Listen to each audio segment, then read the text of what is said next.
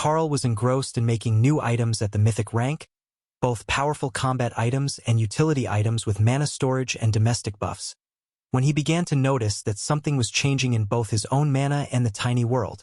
The energy was beginning to shift, and he could feel it spreading. For a while, he continued to work, making items as he basked in the power of the new energy. Then he realized what it was. He had left the entrance partially open to balance the tiny world with the outside world, but they were next to an entire herd of Immortal Realm hippos. The beasts were saturated with immortal energy, which was different from the mana of the mortal realms, and not just the space, but Carl's body were beginning to adapt to creating and maintaining it. In a way, that was a great thing. The energy density of the immortal realms dwarfed anything that the mortal realms could claim, and it was because of this change in the way their mana formed. But it also wasn't conducive to remaining immortal. Now that his body had started to produce immortal energy, he was going to be dragged into tribulation, and probably not with much warning or ability to delay it. And he wasn't the only one that noticed. Obviously, the first to notice was Dana, as the soul bond was pulling her up to the same level and adapting her body to immortal realm mana without any active input on her part. In fact, it was against her will, as she was trying to write skill books which took precision mana control. However, there wasn't anything that she could do to stop the progression either, and the tiny world seemed to be enthusiastically eager to incorporate the immortal realm's energy.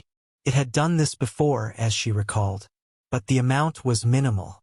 This time, Carl hadn't noticed the issue until long after it started, and he had left a secondary entrance open next to the hippos for hours. At this point, they might as well just continue and finish rebalancing the energy. If nothing else, it would be good for the progression of the beasts. Kara was practically basking in the power. Whether that was because she was a chaos badger, a species that wasn't native to the mortal worlds at all, or whether it was just because she was Kara, Carl didn't know. But it was definitely beneficial to her. She also wasn't particularly concerned about triggering the immortal tribulation. She was Chaos Badger. What was the worst that could happen? It singed her fur and she had to disintegrate it to teach it some respect? She could do that. Dana had to work hard not to laugh out loud at Kara's certainty that you could teach Tribulation Lightning respect. If anyone could do it, it was Kara. Tribulation Lightning can't be as bad as they're making it out to be. It's just lightning. Ooh, scary. I mean, what's an immortal rank lightning hit worth? 2 seconds of regeneration? Ray asked. Dana rolled her eyes. No wonder Carl had 0 survival instincts. Whatever he had once possessed had long since been suppressed by the sisters. Tribulation isn't that scary, is it? I mean, everyone goes through it and then they get their grown-up fox body, and they get married and kits. Tian asked. Leo rolled in lazy circles above the waters of his space. Is that how your mom described the process? I think she missed a step. You need to find a good mate before the married part. That's a lot of swimming if they're not nearby. That could be an issue, Tian thought. He got tired fast if he had to swim. His fur got waterlogged and it was a lot of effort. But the false island giant turtle and the stonefur divine fox were both species that naturally made it to the immortal realm. If nothing went wrong, they would simply advance without any real issues as a rite of adolescence. Even Thor mentally shrugged. It will probably hurt, but I'm pretty big. So, it was only Dana concerned about the side effects of the Tribulation Lightning, if you didn't count Carl being concerned that advancing to immortality would cause a commotion and mess up their plans. They had people to meet, a new branch to establish, and he was still planning to. Dana reached out and swatted Carl as his mind turned to the intricacies of his family planning ideas. What? I'm not going to change my mind, he countered. Now is not the time for that thought. Everyone else is starting to notice the change in the space, and you are going to have to do something about it if you aren't going to cause a whole wave of advancements. Dana reminded him. Relax, what are the odds that there is even one other fully comprehended fundamental rule among the group? There is a good reason that nobody reaches immortality, and it isn't potential or opportunity. It's comprehension. You can't force it, and as far as I know, you can't even really teach it without writing your memories directly into someone else's head. Was that a possibility? Opal saw potential in the process. If she could just implant illusions directly into someone's head, It would be a brilliant way to show them an alternate reality. Though that was more of a hallucination than an illusion, a deviation from her path. Perhaps simply putting the illusion directly in front of their eyes so that it was all they could see, and they couldn't look away. That could be funny. Something simple like a system notification box with a select option to close would lead to hilarious outcomes. That was brilliant, Opal decided. What? I'm not going to change my mind, he countered. Now is not the time for that thought. Everyone else is starting to notice the change in the space, and you are going to have to do something about it if you aren't going to cause a whole wave of advancements. Dana reminded him. Relax, what are the odds that there is even one other fully comprehended fundamental rule among the group? There is a good reason that nobody reaches immortality, and it isn't potential or opportunity. It's comprehension. You can't force it, and as far as I know, you can't even really teach it without writing your memories directly into someone else's head. Was that a possibility? Opal saw potential in the process. If she could just implant illusions directly into someone's head, it would be a brilliant way to show them an alternate reality. Though that was more of a hallucination than an illusion, a deviation from her path. Perhaps simply putting the illusion directly in front of their eyes so that it was all they could see, and they couldn't look away. That could be funny. Something simple like a system notification box with a select option to close would lead to hilarious outcomes. That was brilliant, Opal decided. Brilliant but absolutely evil, Kara agreed. Now she was becoming eager to learn to use illusions, just so she could troll people with fake reward messages. There were so many ways to implement chaos, but she was only physically capable of so few of them. Prince Nathan also quickly noticed the change in the mana of the tiny world. Carl, is there a reason for the mana change? He asked. I left the door open next to the hippo herd, and they're leaking mana from the immortal realm. That one's my bad. The tiny world spell is highly attuned to it, so it's beginning to integrate with the space. The shadow dragon paused as he considered that answer. It made sense, this skill was an incredibly powerful one. But attuning the tiny world to the immortal realm would make it a peerless training ground for anyone who was in the peak levels of Mythic with faster growth, and an extremely high chance of reaching the peak. Not even the Mythic rank dungeons had that advantage, and they came with great risks as well as monetary instead of growth rewards. After a certain point, money really did cease to matter as much. Then something else caused his mind to freeze. You're raising eggs in here. Dragon eggs, which will naturally absorb the power of the world around them. If they're in an environment like this with massively increased mana, both in density and quality, what sort of incubation are they going to have? Carl shrugged. Well, they started out on a continent with the system locked and mana suppressed, so they had a slow growth in the early stages. This might just be enough to get them back on track. Or we might end up with some royal rank hatchlings, and that could be highly entertaining. How would that be entertaining? Well, they're all orphans, right? So we can find them good homes. Perhaps with noble families whose glory has faded. Or to side branches of great families. They could all use an heir that was born at royal rank, right? Carl joked. That's awful. The amount of damage that could do to the political structure among the noble families. Oh, that was the point. Never mind. The dragons who were living in the tiny world all laughed at the expression on the prince's face. You get used to it. We're all coming to terms with the fact that we're going to be the weakest members of the group much sooner than planned. Librarian Ike, the blue dragon assigned to the tiny world, joked. None of them were the strongest of their batch. That was how they had ended up on an assignment to an isolated separate space, even if it was operated by Carl, avatar of the world dragon, who the gods were immensely curious about. And through that, their clerics were also immensely interested in. Carl was going to tease the prince about wanting to stay in the space until he advanced when he suddenly sensed an immortal rank presence outside. Perhaps today wouldn't be boring after all. One moment while I go talk to a guy about a thing, he declared, then left the space and a whole group of confused dragons. Carl stood alone among the hippos, many of whom came over to have their heads rubbed. If he didn't know better, he would swear that they were actually a domesticated animal. But what he didn't immediately spot was the immortal. He could still sense the mana disturbance. It was close, but it was disguised. They're on the right. Carl turned and cast Nullify on the spot, as it was the least threatening option to reveal the intruder, in case they were a researcher sent by Azoth or something equally innocuous. Well, fancy meeting you here. I've been dying to see you again. You're a bit further south than the last time I saw you. I almost missed your arrival, the avatar of the Death God declared. You have been waiting a very long time to use that line, haven't you? Dakarian laughed. I actually saw you not long ago in Xylaz, but you didn't notice my presence, as I was with old Azoth.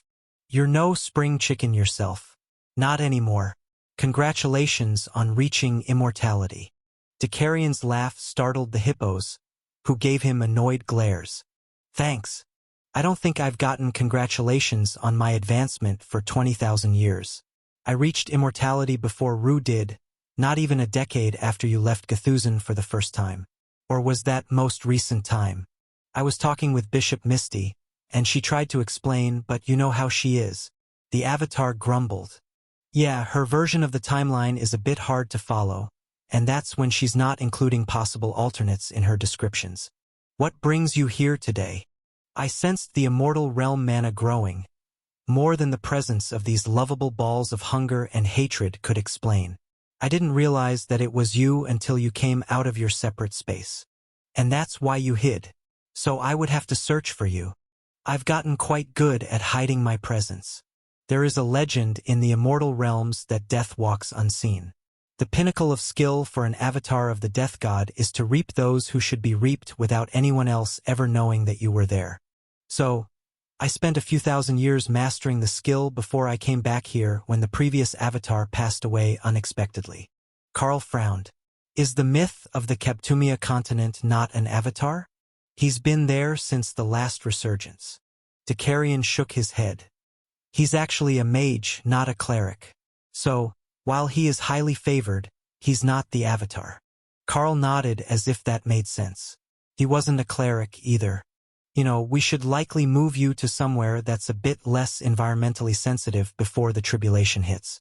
Is your soul-bonded partner ready to advance as well? Carl shrugged. We were about to get to that part of the conversation when you showed up. Did you want to come visit? Dakarian dismissed that notion with a wave. I can't leave while Matilda is gone. It would upset the balance. If Dakarian couldn't leave, Carl could just bring Dana out to meet him. Dana, meet Dakarian, the immortal avatar of the Black Dragon. Dakarian, this is my Dana mage. He's been left alone with the badger too long, hasn't he? Dakarian asked, smiling at Dana. It started with the hawk. Well, now he's a dark flame phoenix, but he was once a windspeed hawk. Dana replied, not disagreeing. Ah, talking with bird species is always a challenge. Even the sentient ones tend to be a bunch of bird brains. I am so glad that we don't have large populations of harpies on my island. Was there a reason I was dragged out the second I finished a skill book? It's still on the table, Dana asked. Carl grabbed the book and handed it to her, then gestured to Dakarian. I wanted you to meet my friend. Plus, he has some concerns about tribulation, and I didn't know if you'd reached full comprehension of a fundamental rule yet. Dana rolled her eyes. What made you think that I was slower to comprehend the fundamental rules than you were? Dakarian laughed. Oh, I like this one. She keeps you humble. What rule did you master? I am reasonably sure that Carl went for chaos. So are you order to bring him balance? Carl never finished chaos, but Kara did. Carl mastered mana manipulation, while I have finished the fundamental rule of mana manipulation, and I am working on completing the rule of conjuration. Dakarian looked impressed. And here I thought that Carl was the prodigy. He is, but he's not the smart one. Carl just shrugged. It might hurt to hear it, but she wasn't wrong. When it came to studying, she was always the genius of the academy. Of course, we have better ideas. Your ideas are boring. Ray insisted. Too much survives them. Dana smiled, and Dakarian gave her a curious frown. With the soul bond, I can hear the beasts talking in Carl's mind, and Ray was just criticizing his ideas for having too low of a casualty rate. Dakarian winked at her. I've met both bloodbath spiders and blood destruction demonic spiders before. They only approve of one death toll, and that is yes. Even if she's been tamed a little by outside opinions, I don't see that changing. Even the death god has to ask them to calm down now and then, so they don't run out of prey. Ray's thoughts were horrified at the notion. No more prey? That was like condemning yourself to a living hell. Perhaps the death god wasn't all bad, even if his whole sustainable population policy was annoying. Back to the important part. I can feel the tribulation building, and the fact that you've both got divine magic residue on you is practically making you lightning rods. Why don't we go to the Tribulation Mountains now, and we can wait for you to be forced to advance. If you've got a project to work on, you can do it there. If I'm wrong and the tribulation isn't coming, then you can come back to do whatever you were doing here. What were you doing here? Making trade goods to soften up the region in preparation for opening another branch of the Dark Light Host. Dakarian took a small bottle from his inventory and silently took a swig. Yeah, that's the usual response among those who know. Carl joked. Why do you even need more locations? Is the Dark Light Host not wealthy enough? For coverage, of course. There is no bank access on most of the Western Islands, and we're running out of guild slots for new craftsmen. Well, there are empty ones in Matilda's branch, but we can't just throw people into her branch. She's quite particular. Dakarian nodded. And this is the best region for it. Right where the dragons meet the dwarves, so you can recruit them both. Then, I would imagine you'd want one in the southwest, so you'd have complete coverage. The Dark Lady of Nereid probably wouldn't object, as long as you had the spider ask. Is she a spider? Dana asked. Dakarian shook his head. No, a spider priestess of the Dark Elves. Though don't let that description mislead you. She's more of an assassin than a healer. Obviously, Ray thought. Dana nodded in agreement. That makes sense. Where is the Tribulation Mountain? Carl asked, curious where they were going.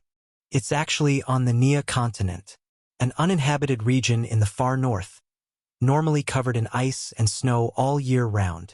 That sounds like an appropriate place. I have heard that the advancement causes quite a disturbance. Carl replied, hoping for some elaboration. Indeed, the stronger the supplicant, the stronger the backlash from the immortal realm. You see, the very nature of the mortal plane rejects immortals, and you can't advance without at least a small connection to the immortal. Dana's scowl stopped the dragon. If we need a connection, why don't we ask an immortal realm resident to give us shelter for a bit while we advance there? Would that not be easier? Easier for you, yes. Easier for everyone around you? No, not even a little bit. You see, there is still tribulation in the immortal realm, but everyone can sense it. So when an immortal child is born, or when a mortal ascends, everyone in that world, and most of the pocket dimensions nearby, can tell. So, a baby immortal becomes a prime target for those looking to build their influence. And you are basically the same thing as you're so young and just reaching immortality. The Supremes and stronger immortal sect masters will all want you, either for their sect, their collection, or just to kill you to spite the one protecting you. Might makes right is the law of the immortal plane, and advancing there would put your friend in great danger. Even the ones who live there often send their young away to advance in a mortal world, then bring them back. Dana nodded in acceptance. She hadn't realized that an advancement would have such far-reaching consequences. Her first thought was to ask Matilda where she was hanging out these days and just got there to advance, but if it was going to cause a huge fight, then they would just be bringing unnecessary trouble to the Chaos Dragon.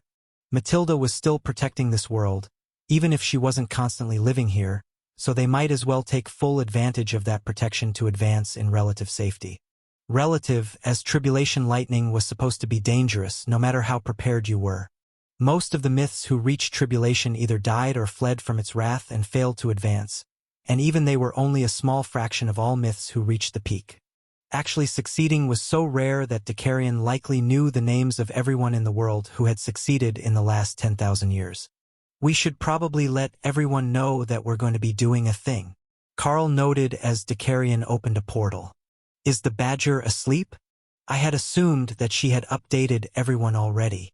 Carl checked for her and found that she was currently operating a betting pool on who would advance first, and how many lightning strikes each of them would get during the tribulation. You're right. Never mind. She's already informed everyone. The Black Dragon Avatar laughed. You'll understand once you advance. Your tiny world's entrance is open. I can tell what's going on inside without physically looking inside. Oh, that will be an interesting ability to have. Carl's senses are so much more sensitive than mine. Dana realized. I'm sure his senses will still be ridiculously overpowered when he advances, given that he can see souls, and in a larger spectrum of light than most species. I can see by echolocation as well, Carl added helpfully.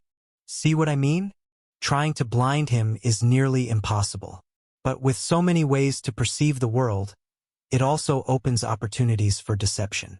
Those with the best senses are the least likely to question what their senses tell them. Dakarian informed them smugly. Oh, that must be one of your abilities. After all, hiding from every sense is too much to ask. But masking yourself and letting the target question their own sense is much easier. Ray made a mental note of that. If that was the best way to hide, then paranoia wasn't a bug, it was a feature of a successful hunter. Until it's used against you to make you crazy with fake input. Opal reminded her.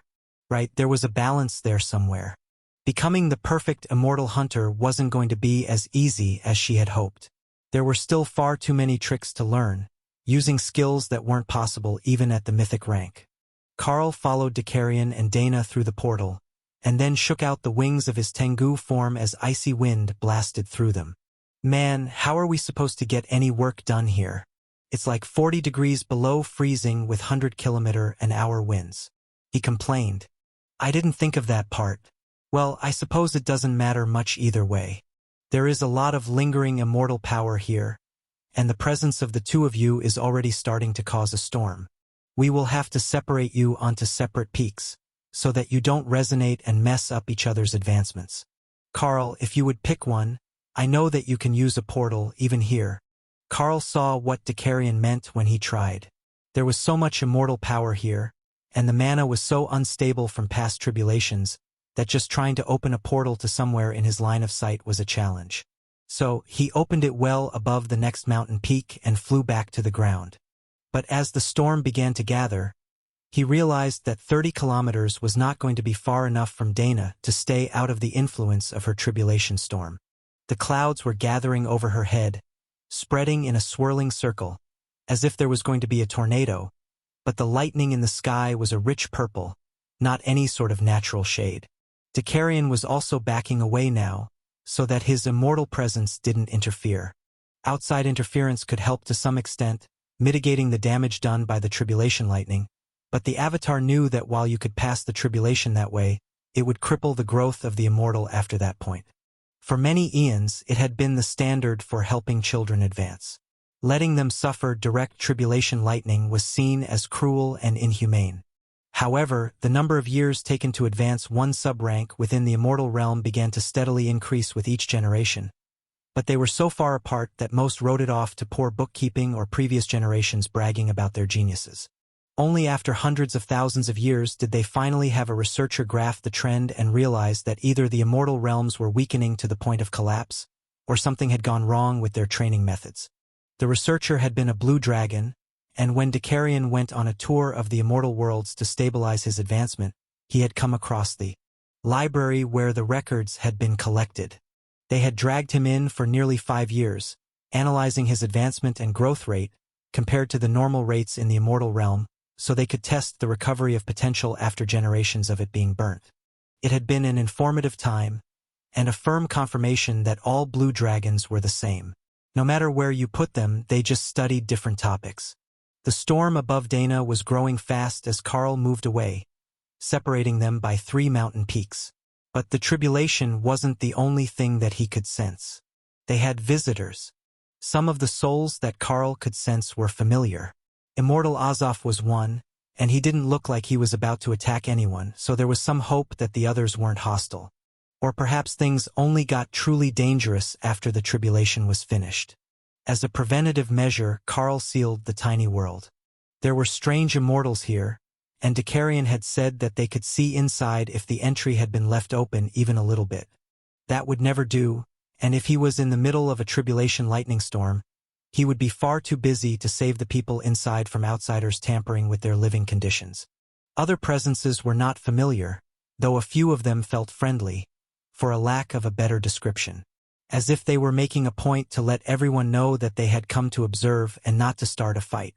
However, there were a few tense watchers, and Carl could sense that they were doing their best to analyze everything about Dana. That would inevitably lead them to him through the soul bond. For someone of their level, it wasn't hard to find, as their power levels were nearly perfectly matched, and after a few minutes of imbalance, they would naturally try to compensate. Which meant that Carl's own tribulation was not far behind. It simply wasn't possible for them to remain in different realms for too long. The storm continued to gather, and the mana around Dana began to churn, crackling with the immortal energy of the tribulation lightning. For one brief moment, everything was still, as if the process had stalled. And then the first bolt struck. The tribulation crashed into Dana's shield, lighting it up with power, and leaving a lingering aura of power that soaked into every cell of her body. A split second later, a second strike landed, then a third. Again they failed to break her barrier, and the leftover power soaked into her body, increasing Dana's physique with every strike. 3 strikes made the next volley, and this time her shield broke, letting a bit of the final tribulation lightning strike her directly. But Dana had her barrier back up in seconds, while the storm brewed, and more powerful lightning gathered high in the atmosphere. The strikes weren't just increasing in number, every lightning bolt was stronger than the one that came before it. Belatedly, Carl realized that he really should have done some more research on the phenomenon so that he would know what to expect, what was normal, and what was considered to be an impressive showing. It was too late to do the studying now, and he couldn't even ask Remy, as the Naga Queen was busy watching Dana's advancement and wouldn't break away to do last-minute research. It was more important to give the Dana mage her moral support. The volley of 4 lightning strikes broke her barrier, then the volley of 5 actually got a full strike in on her after her shields fell. Her armor spell scorched with the tribulation lightning, and the power lingered in her body. Seconds later, a volley of 6 lightning strikes, so close together that they were almost one single lightning strike. Then the lightning just stopped. The clouds began to fade away, and for a brief, horrifying second, Carl thought that it had failed. Only the tribulation storm began to form over his own head, and the lightning began to charge again, preparing to put him through the rite of passage. However, Dana's progression wasn't quite finished, and her power level was still growing as she absorbed the power of the tribulation storm. Do you think that we're going to get to share in the power buff? If we can piggyback on the lighting, I think that we can get enough strikes that Carl's fur will smoke. Kara suggested. Are you trying to get me fried to death by tribulation lightning? No, maybe. Not all the way to death, just a little toasty. Ray laughed at the thought of Carl with singed fur. His body was so incredibly durable that he was rarely in real danger, and they had never seen him looking that sort of bedraggled even on bad days. At least my brothers are looking out for me. Tian thumped his tiny chest. If you do get singed fur, I will heal it right up. The boy might be a bit off track, but he's got the spirit. Dana's power began to stabilize, and she sat down to meditate, while the storm built to a furious crescendo above Carl's head. Is it just me, or is this one stronger than before? This storm is definitely stronger than the last one. Isn't it? Thor asked. I think you're right. Does that mean we're not getting bonus lightning? We'd better get bonus lightning. I read a book that said 3 and 9 are the luckiest numbers for tribulation. Remy countered. Ooh, so we might get a short one? Even Dana could hold her shield up for 3 strikes. Carl, don't use any barriers. I think that it works better if it hits you directly. Kara insisted. Ooh, if 3 and 9 are best, wouldn't 999 lightning strikes actually be best? That's 3 nines. Opal offered. That sounds like it would take too long. Are we in a rush? If the Carl is immortal, that means we've got literally forever, right? Even if we sit here under the lightning for a year, it's fine. Remy noted. Kara considered it. A year of burnt fur might be too much. The smell would be overwhelming, no matter how much fun it was to watch the first time. Or maybe the deal breaker was that it had to get through your defenses. If that was the case, then letting it hit them would be a bad idea. They could mess up their whole chance on a weak single lightning strike. Keep it up for the first two. The stronger it gets, the better. Carl laughed. Remy, read the book fast. See what the overview on the first pages says, and then tell me what you found. They still had a couple seconds, as the lightning storm was continually building, and they hadn't reached that momentary pause that would mark the release of the first lightning strike. He had been paying attention to Dana's advancement, but what Carl hadn't anticipated was that there would be exalted guests to watch his own. The other immortals were present, which was no shock, but Carl could sense the arrival of someone who had divine energy in their body, a demigod rank or higher being. Someone who really shouldn't be in this world at all. Oh, maybe it's the cat. I owe him a punch in the face. Kara noted. Probably not a good idea while you're still mortal. Not a good idea when you're immortal either, but it's not going to stop her. Have some faith. I will get my vengeance. The first strike of lightning ended their banter, and very nearly ended the mountain, as the massive lightning bolt crashed down onto the eternal lightning barrier. The tribulation that had hit Dana's barriers was nothing compared to the fury that was being unleashed on Carl's defenses, and Kara silently cheered for it. If it was strong enough, it was definitely going to get through eventually, and then she would get to see what Carl looked like with singed fur. It would be a good reminder for him, the way that the scar on her face reminded her that not everything that looked like it would taste good was good to taste. The entire mountain shook with the fury of the tribulation lightning, and large cracks formed in the stone under Carl as his defenses failed to contain the power that he had deflected. But he had a solution for that.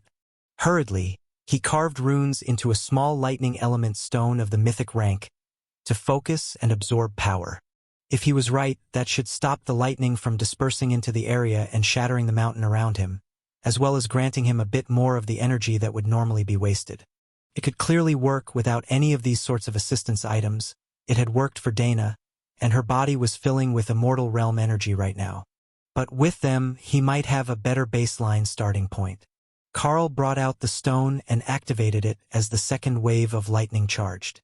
The immortals in the distance were watching intently, but it was impossible to tell from this distance whether they approved of his technique or not.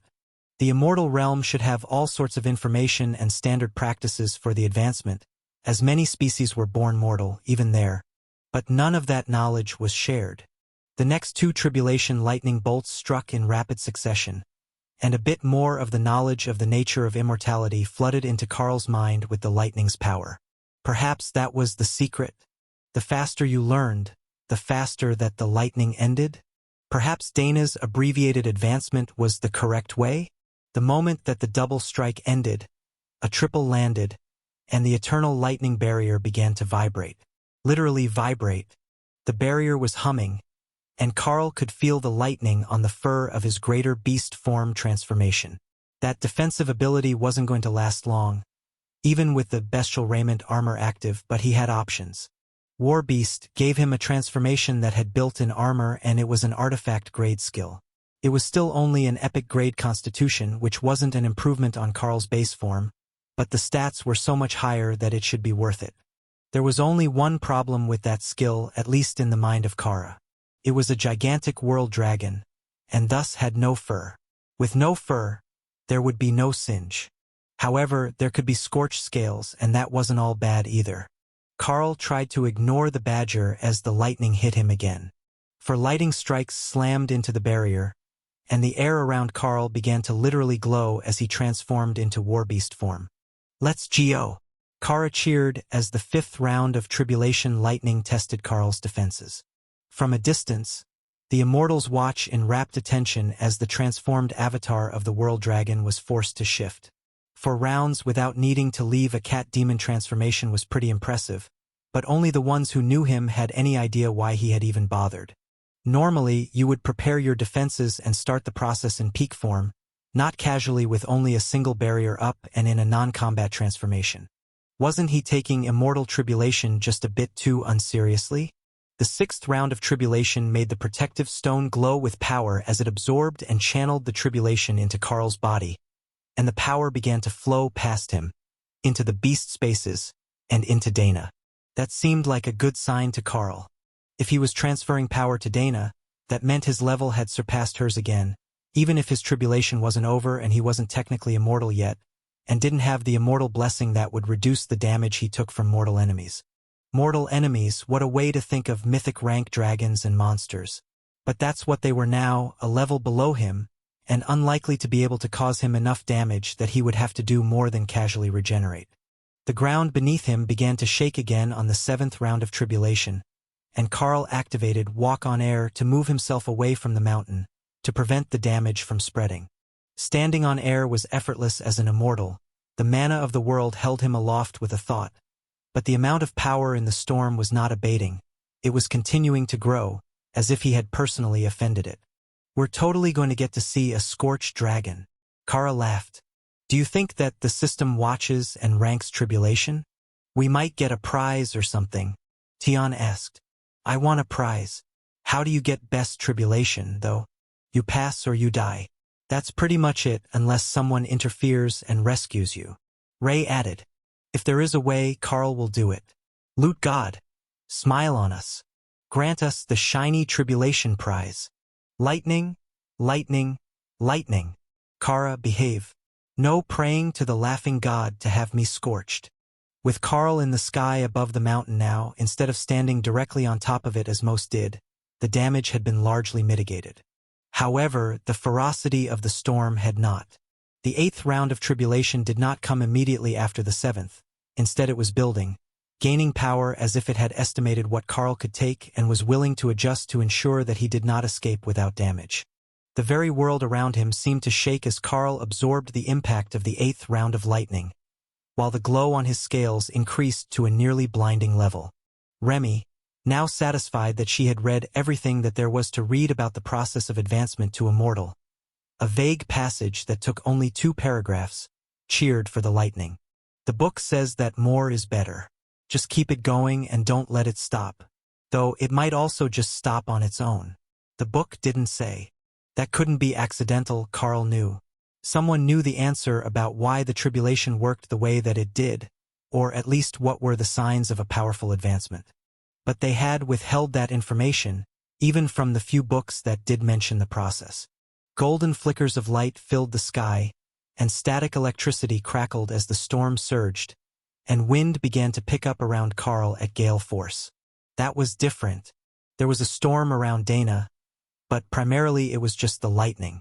The fact that it was beginning to turn into a real natural disaster, beyond the mountain range that had been damaged by the lightning, was more than a little concerning. But the immortals who were spectating didn't move. They simply watched from the distance as the tribulation built toward a peak. The 8th round began much like the 7th.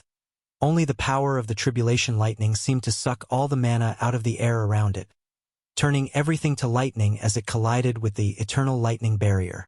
Thor was quite proud of that. Lightning on lightning, the barrier was perfect for the role, and 8 rounds in, it was still standing, even if it took as much mana as Karl could move to keep it up. That didn't bode well for the 9th round, and the clouds had paused again, while they turned a brilliant gold, the same color as Karl's scales in dragon form. The tension in the beast's spaces was palpable, as they all absorbed the influx of power, unwilling to give up even a little bit. Karl had made it to where Dana did before they started getting any, so it should be fine. He definitely had enough to make it to immortality. His body was being buffeted by the winds, as if the storm was trying to force him to exit the tribulation storm in any way possible. But Karl held himself stationary as the lightning prepared to strike one more round. The lightning came again, and the world vanished in a blinding white light. Karl's ears rang, the world spun around him, and he was vaguely aware that his defensive barrier had fallen before he instinctively put it back up just in time for the next strike to take it down again. Then again. Over and over, long after he had lost count of the strikes. Logically, it should be 9, no more, no less. But somehow it felt like he had been stuck in the tribulation forever, then as if it had all been over in an instant. Blinking away the afterimages of the lightning strikes, Karl tried to steady his mind for the next round of lightning. Only there didn't seem to be any more storm above him. No, he was just turned around and looking to the side. Only vaguely conscious, Karl brought his barrier back up, and prepared for the onslaught of tribulation lightning. while the beasts eagerly absorbed all of the immortal energy that had been left by the 9-strike volley that had shaken him senseless. And then he waited, and waited. The storm began to fade, and Carl let out a relieved sigh. The storm had passed, and he was still alive. Alive and immortal. Rotating himself back upright, Carl straightened out his body and shook the lingering aches from draconic muscles before transforming back into his preferred form. Then, he descended to the mountain top and settled in cross-legged to let the power surging in his body balance. If he didn't then, the beasts were surely going to drive him insane fighting over the power, and his head was already aching. After one long blink that must have taken longer than he had thought, Carl found himself staring directly at Dakarian and Azov. "Well, hello, my immortal friends. It's fine to see you again. There is something damaged in his brain. Give him 5 minutes and he will be back to himself again," Azov noted. "At least his badger doesn't try to lick you," Dakarian countered. "She did that, but stealthily. She also stuffed cupcakes in his pockets because he didn't have anything to steal," Carl added helpfully. Azov smiled. "See, he's recovering already. The question is if one of the beasts is going to trigger a tribulation the moment they step out of their separate space. That could very well be suppressing them, and it might cause issues with our spectators. Everyone loves a good show, and you never know what they are going to do if something that is actually interesting comes along." Dakarian smiled. "Interesting like a chain tribulation, with each one triggering another through an entire group? I suppose that would count." The immortals in the distance probably couldn't hear them, but everyone was keeping their voices to a bare whisper. None of them knew the few strangers in the group as far as Carl could tell, but at least one of them had a very familiar magical aura on them. If he had to guess, he would say that they were likely a Darklight host member from another world, or perhaps just an immortal from a world that also had a system created by the World Dragon. Tired of waiting for the ones who knew Carl to finish talking, 2 of the strangers casually approached the 2 newly advanced immortals. One of them was the man that clearly smelled of divinity, but his power level didn't seem to match the scent that he gave off to Carl's beast-enhanced senses. It was more like he was coated in divinity than that he was actually divine. "Welcome to the immortal realm, young ascendant. You have made most excellent progress in your journey. I can tell by the youthfulness of your soul," the man declared. "Thank you. I appreciate you taking time out of your day to come witness my tribulation," Carl replied carefully, not quite sure what to make of this odd man. Nothing about him seemed to add up, and even Kara wasn't eager to anger him. Taste test him, yes, but not anger him. "I know that you are surely frazzled from the advancement, but tradition dictates that you choose right now whether you will cripple your progress and remain in this world, or come with us to the immortal worlds," the man continued. Carl turned to Dakarian, who nodded. "It's not an exile. Not exactly. But if you choose to stay here, you will have to start your journey to the immortal worlds entirely without guidance from a local. While if you do go today, your welcome back to your home nation only depends on your relationship with the local leaders. So, a test of quick thinking, is it? I can understand the need to stress test new immortals to see what they're made of," Carl replied. The man smiled. "You are an interesting pair, I will give you that much. The one called Dana said that she would be doing whatever you chose, and your first instinct isn't to panic, but to buy time to think and communicate with casual conversation.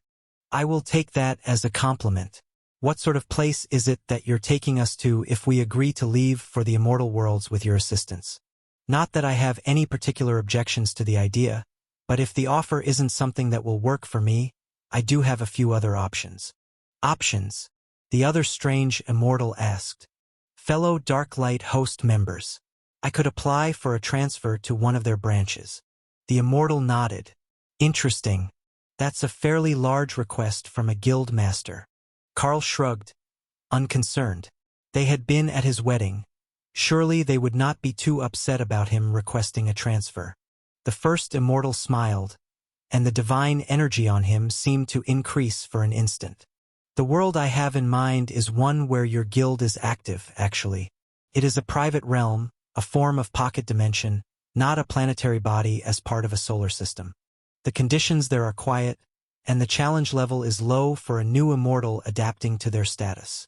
Mortals who have just achieved immortality, and who are not born citizens of the immortal worlds are considered the lowest of the low in society until they have at least managed to form their immortal spirit and reach the first actual rank of immortality. So, we're considered something like commoners? Carl asked. The man nodded. Until you advance, you are not considered to be cultivators in the immortal worlds. You are the equivalent of common rank humans or beasts in this world. Presumably with equivalent rights to the beasts. Dana muttered under her breath. The immortal looked mildly offended. Of course not. That is the status that mortals in the immortal realms have. You are at least immortals with basic sentient rights. At least on the world that I plan to bring you to. Dana nodded. She had gathered some information on immortal realm politics on her own, and understood that they were very much under the control of the greater beings who ruled them. The laws could be vastly different, and could change immediately if the leader was replaced after losing a battle or wager. She nodded to Carl, who extended his hand to the immortal. In that case, we will take you up on the offer, and we will come to train in your world before returning to our own in the future. He insisted. The immortal smiled. He liked that level of confidence, but the life expectancy of a new immortal was not high, especially if they were older and used to having power and prestige in their home world. Arriving as the lowest of the low, beneath even the minimum wage workers who had some job training, the first few years could be rough on immortals, especially ones from worlds like this that didn't have regular contact with the realms. You have made a wise choice. I will open the portal now. Do either of you have the skill to open interdimensional portals? He asked. Both Carl and Dana nodded. Yes, though with some limitations. Perfect. Then you won't have to plead for assistance when you want to come back and visit. Such requests can get quite expensive. If there isn't anyone else from your home world available to assist with the portal. Going to protected mortal realm worlds was not easy, especially if you had never been there before. And the residents of the immortal realms were not known for charity, generosity, or owing favors if they could avoid it. So, it was not only unlikely that they would send you back for a reasonable price, but it was also unlikely that they would allow themselves to be put in a position where they owed a debt that could be traded for it. At least not willingly. There were plenty of gamblers and poor decision-makers among the immortals, but most of them did not have the power to do much of anything. Advancing as an immortal took discipline, and a lifetime of debauchery would kill the potential. The portal between the mortal and immortal realms was a shimmering blue oval, different from the portals that moved around the world, where you could see the other side through the opening. The immortal who did not give off that odd sense of divine energy passed through first, and Carl followed, holding Dana's hand so that they couldn't be separated by some simple trickery like redirecting the portal after the first of them entered. That didn't appear to be necessary, as the immortal was waiting on the other side, standing at the bottom of a set of white marble stairs, next to what could only be a dragon god temple, given the carvings of the various deities on the stone pillars that held up the front face of the building. That was a good sign, as far as Carl was concerned, as the dragon gods had been quite good to him in the past. If this was where they were going to do their basic training as immortals, it would essentially make them acolytes, and Carl could live with that status, as he knew that there was a clear path to grow out of it. However, when the second man stepped through the portal, they didn't turn to walk up the steps of the temple, they turned to walk down the street, while the immortal stepped beside Carl to explain the situation in more detail. I believe that you could make it as an acolyte, but your Dana isn't a cleric or avatar type class, not even a dragon of any sort. So, we will bring you to our training grounds and you can adapt to life in the immortal realms there. The first thing that you're going to need to do it to learn how to form an immortal spirit, the core skill to using immortal energy. It shouldn't be too hard with your powers, and you come from a world with a system, so you might be able to do it naturally, or to purchase the skill directly and save all the time and hard work. Dana nodded. I do have a skill designed to help me build an immortal spirit. As do I. It shouldn't take long before I have the skill mastered, and then we should be able to move out of the stabilization phase of immortality, right? Carl asked. That is true, but building a reputation and power base here takes time. The immortals rarely do anything in a hurry, and they can be notoriously hard to move from their stationary way of thinking about the world. They have mostly been doing the same things for so long now that any disruptive force becomes a personal threat to them. Dana frowned. I had suspected as much, from the information that I could gather. But doesn't that mean that a pair of fast-growing young immortals is going to attract all the wrong sorts of attention? The immortal with the divine energy signature shrugged. That's likely true, but there is a fine line between threat and protege. If you manage to impress some of the older immortals, they will speak up and look out for you. That sounds reasonable. I still feel like there is some sort of catch here, but I'll follow your lead, she agreed. The system here is similar to the one that you grew up with, and as it's also from the World Dragon, there should be a chance that your old system will continue to progress, though possibly in a new direction. One which will better fit the immortal world. The other man added. That would be interesting. I heard that there were as many sorts of systems as there were worlds under the guidance of the World Dragon. But I had never thought about what it might mean to move from one to the other, where things were done differently. As long as the system functions don't become inactive entirely, I don't think we will have too many issues. We have learned most of the skills through the system, and I don't recall what it might mean to stop having access. We should remember the skills, I would assume, but some things do become impossible on our world while it is in recession. Carl explained. That does not happen here, but in this world the system classes are based around your fundamental rule. Perhaps it's a difference between your world, where skills define the system, and immortality, where understanding defines power. The location we will head to first is mostly populated by young adults. Tell me, as I can't determine it through your disguise without using a bone age testing device or spell, how old are you and what is your actual species? Dana smiled in anticipation of his response. We are both mostly human, and not yet 20 years old. The immortal who had divine energy on him gently sniffed at her hair, then at Carl's clothes. No, nobody will believe that you're human anymore. Can you change back? There are plenty of immortals who appear human in this world, so it's easier to blend in as one, or as a beast-eared hybrid, than as that fully furry for that Carl is in. Do you have other transformations? Dana nodded. I can be a beast-eared foxkin, or I can return to human form. It's just that I get a lot of bonuses from the skill that transforms me, so there isn't a good reason to change back. I'm the same way. I haven't looked like a human in a long time, but I should still have the ability to transform back. The immortal made a get-on-with-it gesture, and both of them shifted, with Dana returning to a fox-eared form, while Carl turned back to human, only to find that he really didn't look to human anymore. With all the constitution skills that he had gained, and the events that had changed and upgraded his body, he appeared much more muscular than he had been before, perhaps more dwarven, as he was still shorter than average. He also had a most impressive beard, and when he looked at himself in the mirror, his eyes were void black.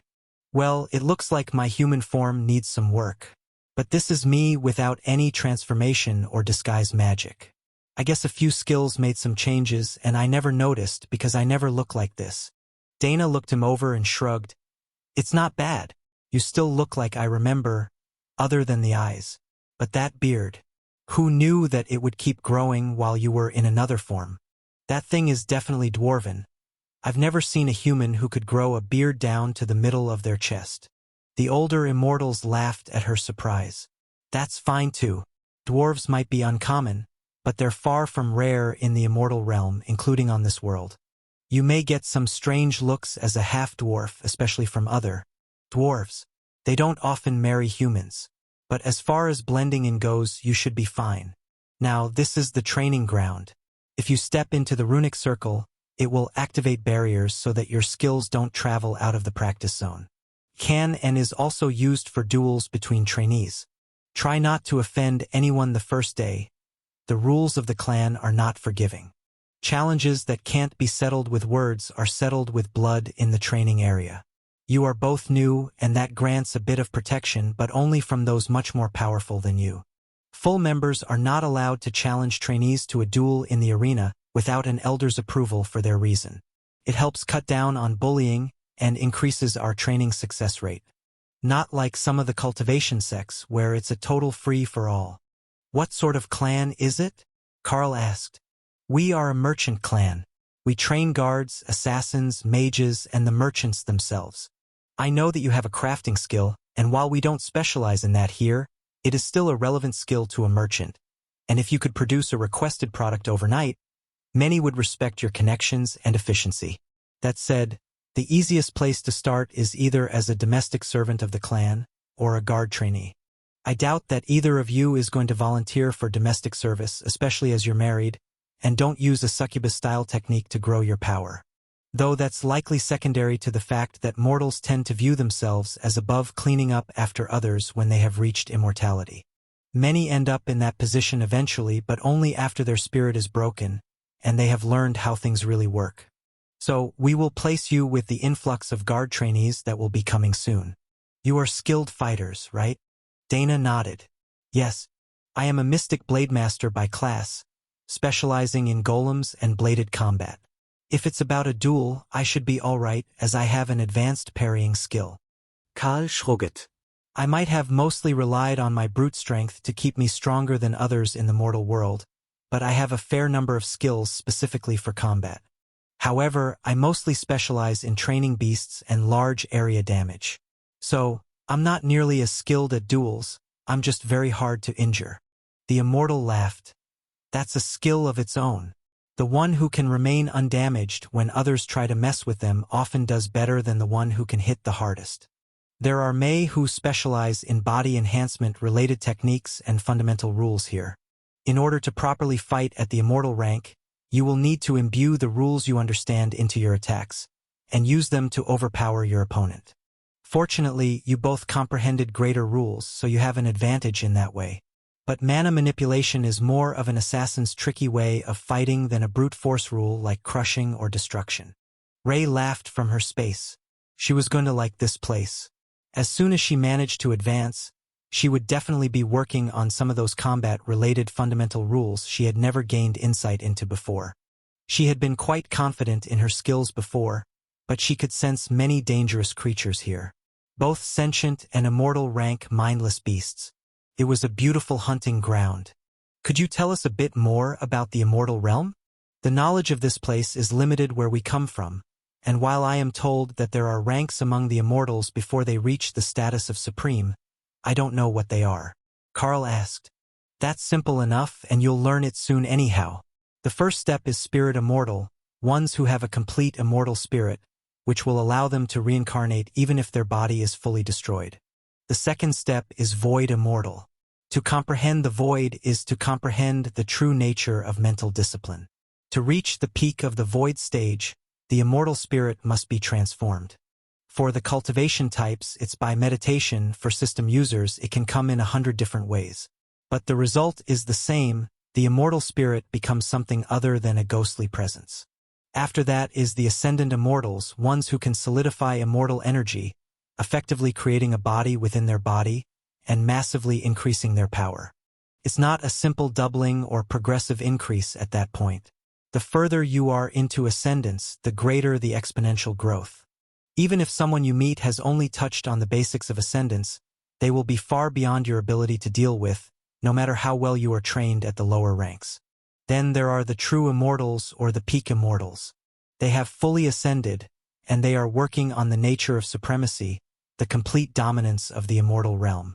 We won't get into that here. Too many would love to know the secrets to reaching peak immortality, as I have. But rest assured that the clan elders, the ascended and peak immortal members, are not pushovers. Welcome to the New Home Merchant clan. We look forward to seeing your progress, young immortals. Inside the tiny world, there was a sorting going on.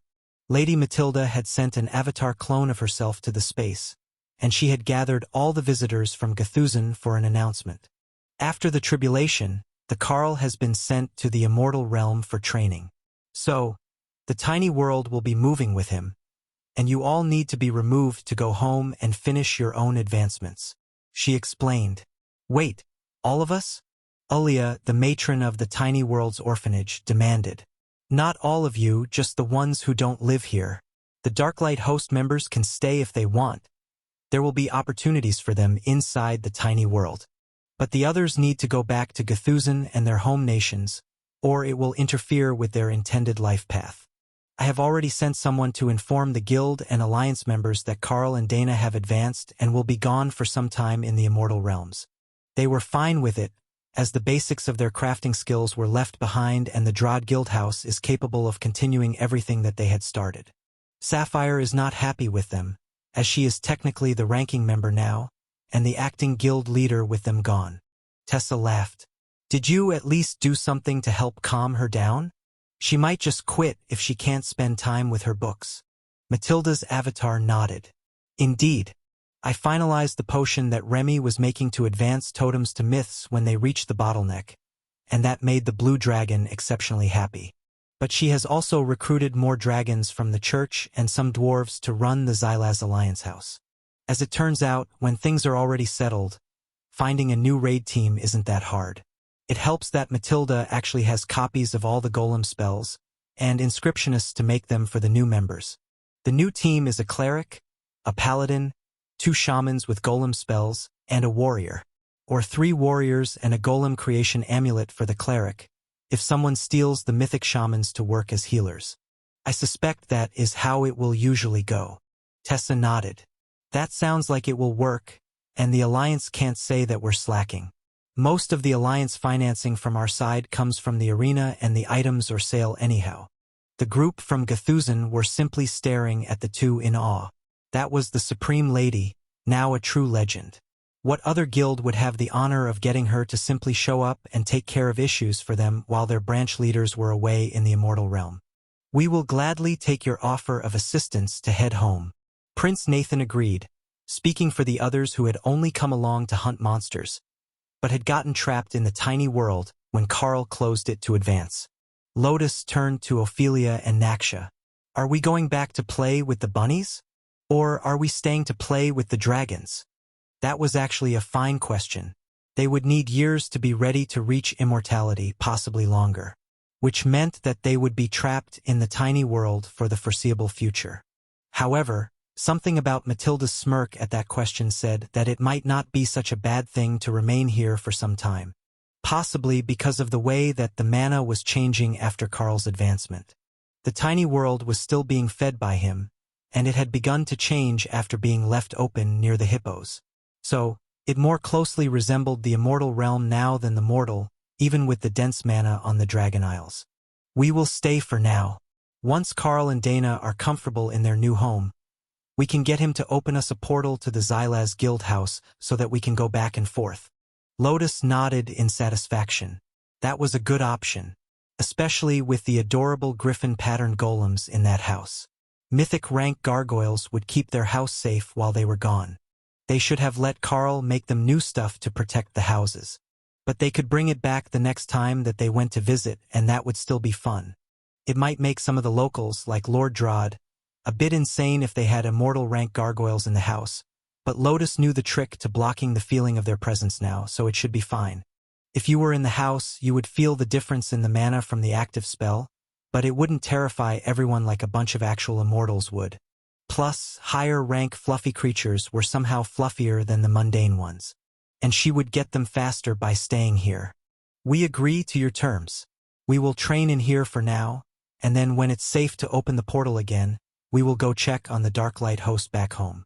The projected image of the Chaos Dragon gave her a knowing smile.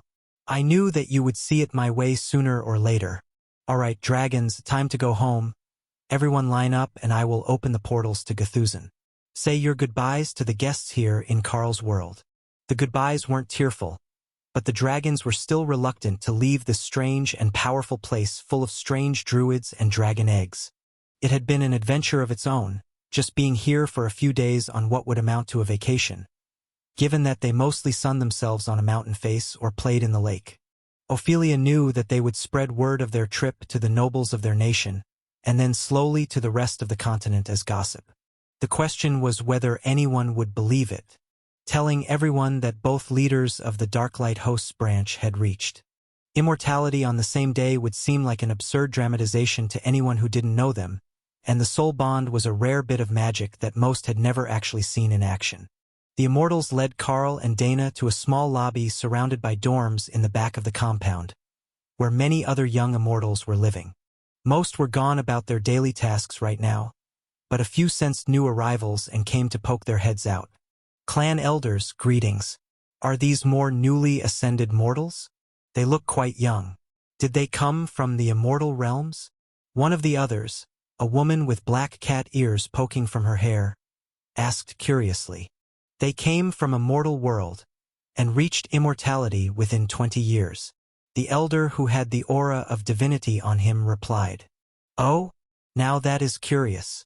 They're the fastest out of everyone from the mortal worlds. Jeff is going to be mad. The elder stared at her for a moment. Who is Jeff? You know, the one with the purple hair. The divine lightning dragon? His name isn't Jeff. But I can't pronounce his name in Draconic, the Catwoman replied with a casual shrug.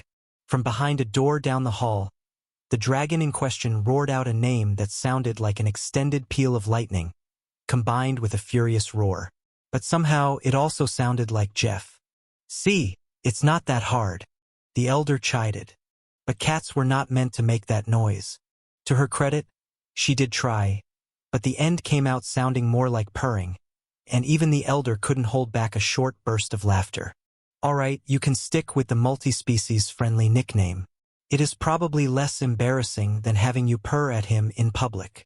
Jeff came out of his room in purple robes and did a double take as he saw Carl and Dana standing there.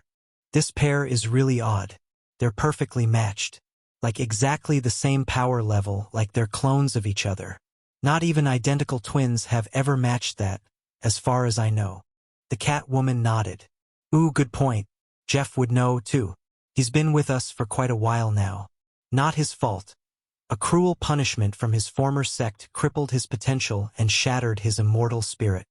Do you always share other people's most embarrassing secrets with strangers? Neighbors. The elders are moving them in next door. Does that mean you're married? Like a permanent couple? The cat asked. Dana nodded. Exactly like that. And soul bonded so our powers always match. It's a pleasure to meet you. You can call me Nyan. The cat replied with a cutesy pose. Is that your name? Or do you just want to see Dana say Nyan? Carl asked. The cat giggled, and the elder sighed. They're an odd bunch, but I suppose that you'll get along all right. Jeff shook his head. I highly doubt that. I give it 2 hours before some of the seniors come and try to mess with them to put them in their place. The entry duels are a rite of passage, and even if they can fight, they're going to end up against someone whose immortal spirit is nearly completely formed. I remember the first day after I reached immortality, and it was not a fun time. Nyan shrugged. I didn't have it too hard. You slept with half of the challengers. At the same time, no less. What can I say? I have a type. Dana laughed at the unrepentant cat. Well, that is one way to do it. But it's not going to work for me. Fortunately, I can fight, and I learned a skill to help form my immortal spirit in advance, so I probably won't be the easiest target for bullying for long. Sneaky fox. I should have known. Did you at least build a solid matrix in advance? Jeff asked. 48 points. It was considered exceptional for the mortal world that we came from, but it's likely nothing compared to immortals who have had centuries. Dana agreed. The dragon frowned. No, that's still pretty good. Most hit their limits somewhere near there, and their bodies can't support any more advancement. The Catwoman nodded. Ooh, good point. Jeff would know, too. He's been with us for quite a while now. Not his fault. A cruel punishment from his former sect crippled his potential and shattered his immortal spirit. Do you always share other people's most embarrassing secrets with strangers? Neighbors. The elders are moving them in next door. Does that mean you're married? Like a permanent couple? The cat asked. Dana nodded. Exactly like that. And soul bonded so our powers always match. It's a pleasure to meet you. You can call me Nyan. The cat replied with a cutesy pose. Is that your name? Or do you just want to see Dana say Nyan? Carl asked. The cat giggled, and the elder sighed. They're an odd bunch, but I suppose that you'll get along all right. Jeff shook his head. I highly doubt that. I give it 2 hours before some of the seniors come and try to mess with them to put them in their place. The entry duels are a rite of passage, and even if they can fight, they're going to end up against someone whose immortal spirit is nearly completely formed. I remember the first day after I reached immortality, and it was not a fun time. Nyan shrugged. I didn't have it too hard. You slept with half of the challengers. At the same time, no less. What can I say? I have a type. Dana laughed at the unrepentant cat. Well, that is one way to do it. But it's not going to work for me. Fortunately, I can fight, and I learned a skill to help form my immortal spirit in advance, so I probably won't be the easiest target for bullying for long. Sneaky fox. I should have known. Did you at least build a solid matrix in advance? Jeff asked. 48 points. It was considered exceptional for the mortal world that we came from, but it's likely nothing compared to immortals who have had centuries. Dana agreed. The dragon frowned. No, that's still pretty good. Most hit their limits somewhere near there, and their bodies can't support any more advancement.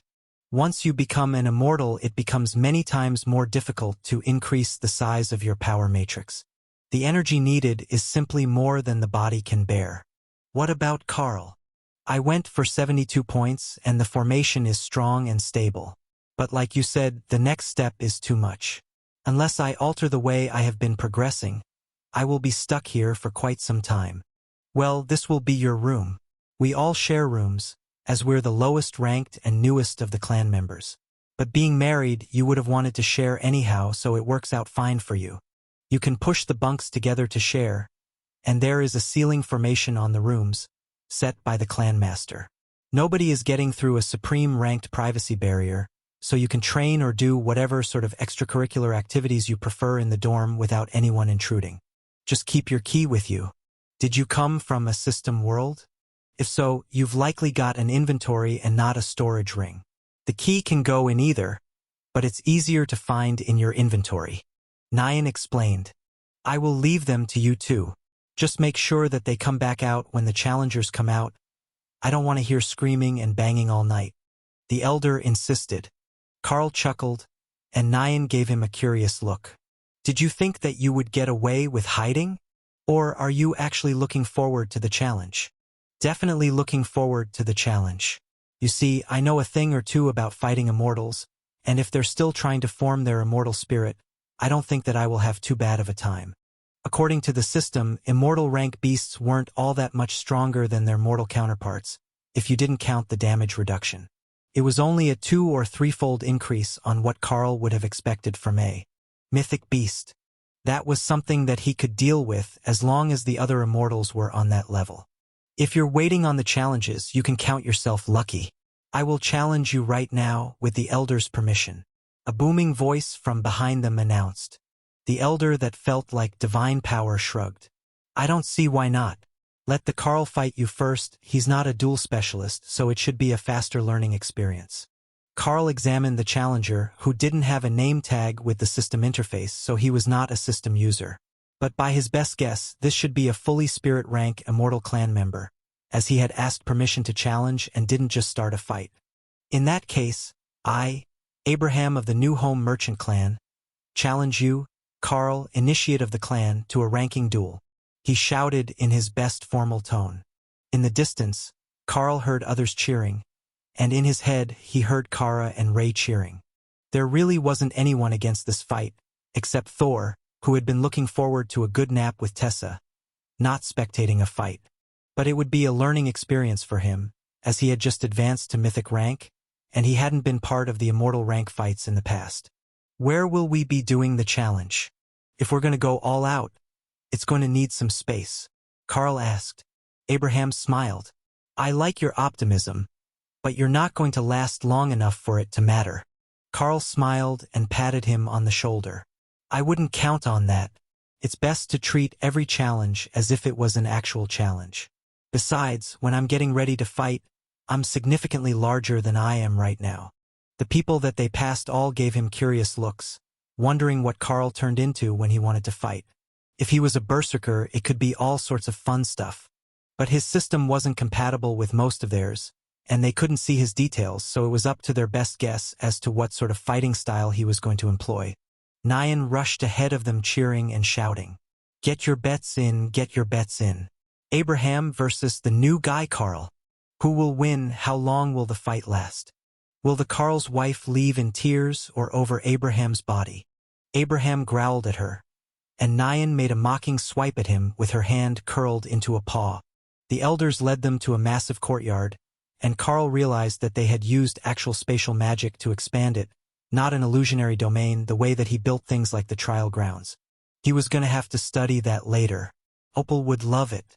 The two of them stepped to the center of the ring, and Abraham shifted, revealing a black-winged demonic form that Carl knew was a skill related to his class, not related to any sort of actual demonic bloodline. Carl shifted with Warbeast into an armored world dragon, then waited a moment and used Behemoth to increase his size, so that everyone could see that it was a separate skill. Abraham laughed at the spectacle, amused that the new immortal thought that strength and size were related. Many new immortals made that mistake, but he would teach his overgrown dragon a thing or two about cultivation today. Or so he thought. Blade Explosion sent 100 attacks at Carl at the same time, which caused Eternal Lightning to flare with power as Carl poured mana into it. But the barrier did not fall, and a casual swipe of Carl's claw sent 5 Chaos Blasts at the immortal. The arena went dark as the explosions absorbed the light, and then impossibly bright as the explosion detonated in impossible colors that should not exist in reality.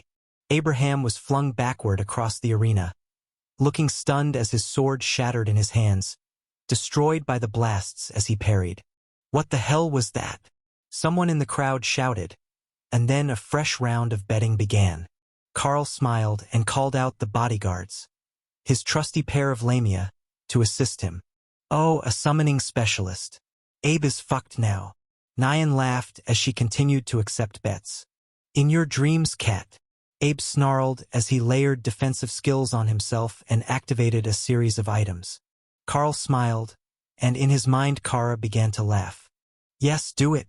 Show off now, and they won't bully our Dana mage later. Tian cheered. Are you not supposed to be on my team? Her ears are cuter. Carl's laughter as he activated Nullify on all 10 of his claws terrified the spectators a little. The new immortal was insane, cheerfully fighting someone a full advancement ahead of him. They could all tell that he hadn't even started to build his immortal spirit yet, but he was simply overpowered. It had to be related to that transformation skill, or the fact that he was a World Dragon avatar.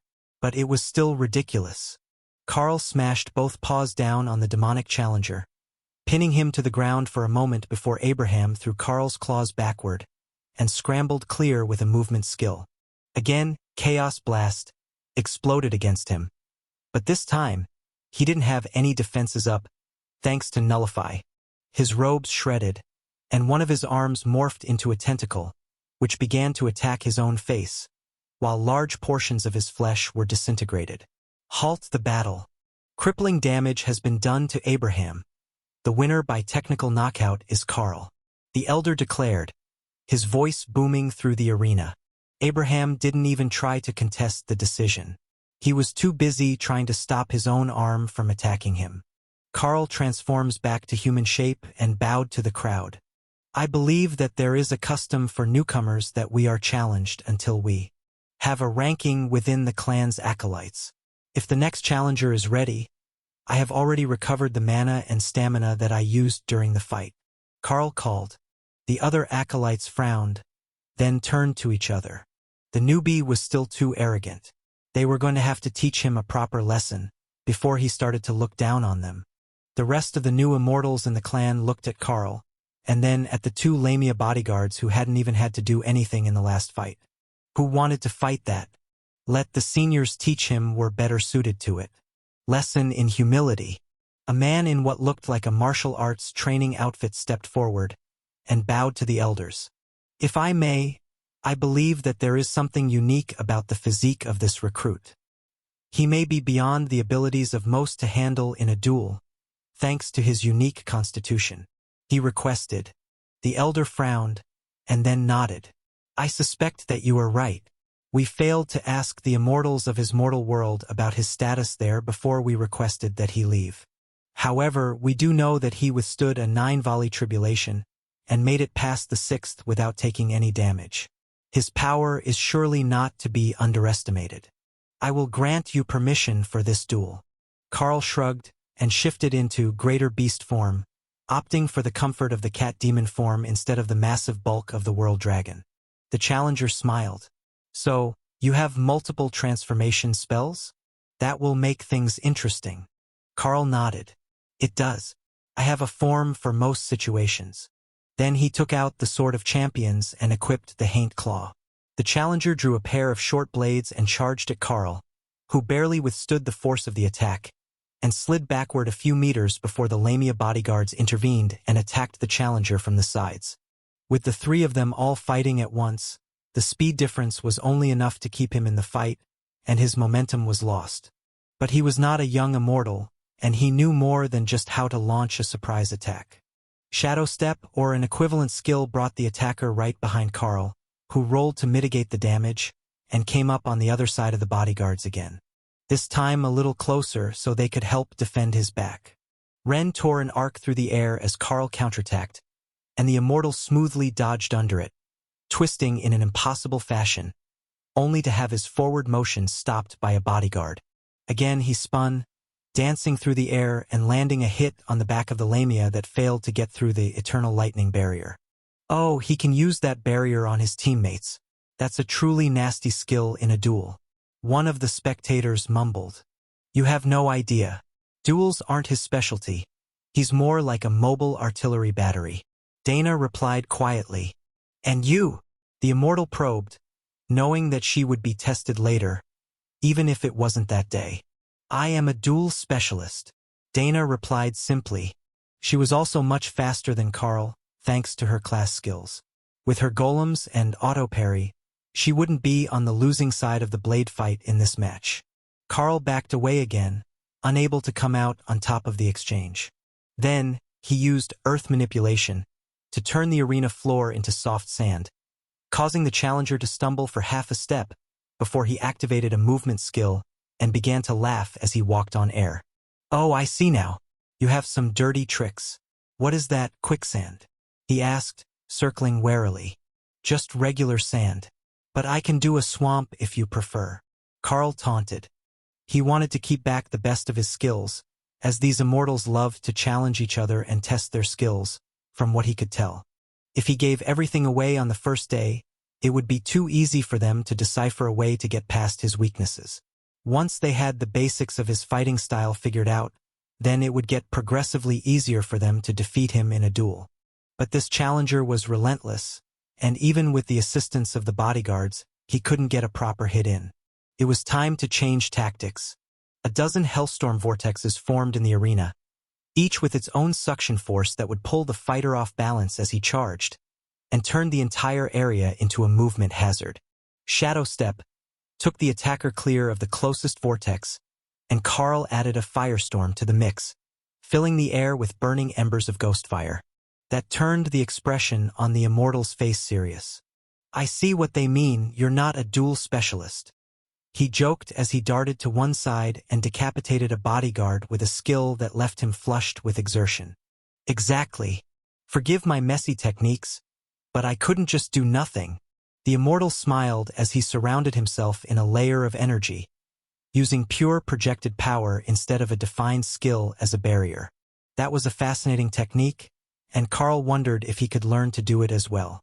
It didn't seem to need the system's assistance, but it might take quite a bit of training, if it wasn't as simple as it looked from the outside. It did do the job, though. The immortal wasn't being damaged by the storm, and he was agile enough that the vortexes were only a minor nuisance to him. But Carl knew one thing that the immortal had not considered when he put up his barrier. He had incredibly high regeneration rates, and this battle wouldn't even strain him at this level. Unless he changed techniques. 10 Chaos Blasts formed around his hands, and Carl sent them hurling out into the arena, while 10 more formed in the hidden spots behind the vortexes. 10 from his hands, 10 not, and he had some hope that he could surprise the immortal and force him to take a severe hit. But the challenger didn't dodge. He exploded with power, wiping away the firestorm and most of the vortexes, just as the Chaos Blasts exploded. The one behind him sent his body flying into the arms of a Lamia, who did its best to impale the seemingly helpless attacker, only to find that his attack speed was still too high to succeed, even in this state. But it did allow her to grab his body once they collided, and that let Carl move in to strike with a Chaos Blast imbued blade. The immortal vanished again, and Carl swept his blade through where the man was, just to be certain it wasn't an invisibility spell, then spotted him on the far side of the arena. This was not going to be a short fight. Carl fired a wave of Chaos Blast behind him and laughed as he heard the immortal swear. He had gone for the most predictable attack point in Carl's blind spot. But Carl didn't have to look to hurl skills, he just had to aim, and he had the beasts for that. Carl felt the immortal's life force waver as his power surged, and a spike of pure power hit the Sword of Champions as Carl turned to parry. The impact was so great that the eternal lightning barrier shattered, and his hands went slightly numb. But the look on the immortal's face said that this was not the expected outcome. Dum dum dum dum dum dum. Kara chanted, doing her best impression of dramatic drum music. Ooh, we need a unique intro. A personal theme song for entering duels. Tian noted. Opal? We need your assistance. Carl needs theme music. Dana tried hard not to laugh as a dozen brutal impacts overwhelmed Carl's skills, but failed to do more than scratch his armor, which regenerated along with his body. What sort of insane fight is this? Outranked by nearly 2 stages, and he's not even taking damage. One of the clan members muttered, distracting Dana from the beast's antics. He's taking damage, just not faster than he can regenerate. She was cut off when a man in the back began to scream. That's not a player, that's a world boss. They brought a world boss into the compound. Absolute mad lads. Cringe fail, but total YOLO moment. Everyone turned to stare at him, and the elder sighed. Forgive him, he's a moron. His world system summoned common rank humans from a world without magic and gave them a system, but it did something to their brains. No, I'm not delusional. Look at the nameplate. The nameplate came up when he took damage. That is totally 100% a world boss. Now that he mentioned it, the clan members who came from worlds with a system, which was almost all of them, opened their interfaces to examine Carl. And they all found the same thing. His name and health bar were surrounded by some sort of fancy border that definitely indicated that he was not a normal human being. Does his name look odd to you? The elder asked Dana, his tone insistent as he finally realized that there might be an issue. Yes, and it has for some time. He's got what our world calls an epic grade constitution, a skill above epic grade that improves his durability to that of a dungeon boss. Honestly, if they're not super overpowered, I don't think that any of the immortals below Ascended are going to be able to solo him. Solo fighting raid bosses just isn't a thing that happens in our world. I don't know much about the immortal realms, but I do know that 10-on-1 at his own rank was a fair fight at Mythic. The elder sighed, and motioned for 2 more immortals to go down to the sand. Help out. We need to see what the Carl can do, or we can't properly place him within the clan. Carl laughed as he realized that the fight was about to go 3-on-3, if you counted his bodyguards, and he brought the eternal lightning barrier back up to give his armor time to regenerate. I hope that you can keep that level of output up. If not, you're going to lose by exhaustion. The immortal joked. Ask anyone. Stamina is not my weak point. Carl wiggled his eyebrows suggestively, and the immortal hit him with another flurry of overpowered attacks that tore through his armor and his barrier. Note to self, he does not take jokes well. Or you're not his type. The bodyguards shifted to engage the new arrivals, fending off the first few seconds of cooperation with rend attacks, before moving into close combat, where their serpentine bodies gave them a distinct reach advantage. That brought the fight back to 1-on-1, but with the immortal able to fully focus on Carl, the damage was beginning to stack up, and he couldn't keep his barriers up. However, neither could the challenger, and Chaos Blast had left hundreds of small wounds on his body that he was struggling to regenerate. Chaos wasn't the fundamental rule that Carl had fully comprehended, but he was very close, and when it was layered on top of the rule of mana manipulation, it caused the energy in the target's body to go even more haywire than usual. Their battle of attrition was tilting in Carl's favor, and while he had managed to summon the Lamia back twice in a row, the third time that they were defeated, the immortals had learned the trick to blocking the summoning, and then Carl had to fight all 3 at once, which went predictably poorly for him. Attacked from 3 sides at once, Carl could only parry one, and had to rely on his barrier or targeting blindly with skills to stop the others. It was burning through mana at an astounding rate, but more of the attacks were getting through than he was blocking. All of the immortals had worked and trained together, to the point that they could at least attack without overlapping skills or causing interference. But the real advantage was that they were treating him like an actual dungeon boss, where they conserved energy and focused on burning down his health and energy, while stopping him from using his big skills. It was a highly frustrating tactic. Carl thought about locking down the mana in the area using mana suppression with the fundamental rule of mana manipulation. But he couldn't win a sword fight with the three of them, even if he was using skills. It would just take them a little longer to overcome his restrictions. So, he held back to the level he was fighting at, and let them wear him out, granting the victory when a strike finally knocked the blade from his hand and sent him sprawling to the ground. Winner is not Carl. Excellent placement match, young immortal. We will discuss your rank within the clan this evening. Now, Miss Dana, please take his place in the challenge arena. Once Carl and his opponents had caught their breath, they left the stage arm in arm, headed for the triage tent. Protocol, you see. Not everyone has the regeneration rate of a troll on amphetamines. Some of us actually get injured and stay that way. Especially when someone starts throwing around the fundamental rule of chaos like it's no big deal. Every rule has its upsides and downsides. I know a girl who mastered the rule of chaos and still had her face disfigured by an order element beast. Carl shrugged. With a perfected rule of chaos? The immortal asked, confused as to what could have happened. She tried to test a demigod, while it was still alive. The immortal choked, and then stumbled over his feet, only narrowly escaping embarrassment. She did what now? To know your rule, you must live your rule. But that's a bit too chaotic. She will advance soon, and join us here in the immortal worlds. I'm sure you'll get to meet her at some point. She's really quite sweet once you get to know her. For a moment, the immortal wondered what someone who had fully embraced chaos would be like, then decided to never think of that again, for the sake of his own sanity.